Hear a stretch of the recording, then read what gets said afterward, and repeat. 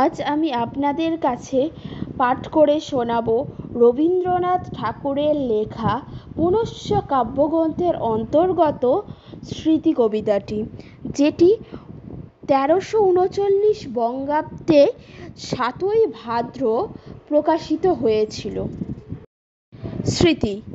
পশ্চিমের শহর, তারই দূর কিনারায় নির্জন দিনে তাব লেগে আছে এক অনাদৃত বাড়ি।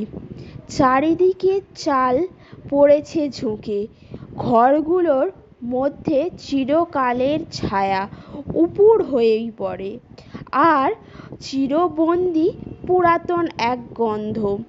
মেঝের ওপর হলদে জামিন, ধারে ধারে ছাপ দেওয়া বন্দুকধারী বাঘমারা শিকারির মূর্তি।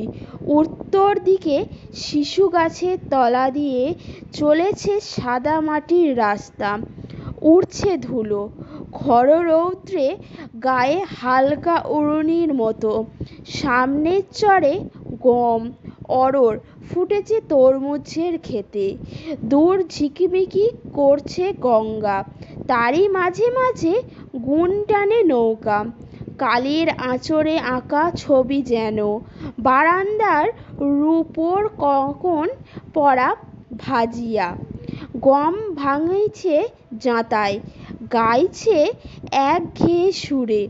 গিরিধারী দারোয়ান অনেকক্ষণ ধরে তারই পাশে বসে আছে, জানি না কিসের ওজরে।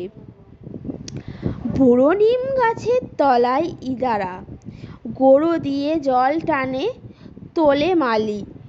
তার কাকুন ধ্বনিতে মধ্যাহ্ন সকরুণ, তার জলধারা চঞ্চল ভুট্টা ক্ষেত।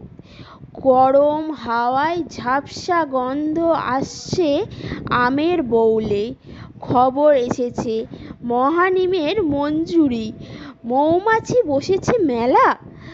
অপরাহ শহর থেকে আসছে একটি পরবাসী মেয়ে, তাপে তৃষ্ণ পাণ্ডুবর্ণ, বিষণ্ণ তার মুখ, মৃদু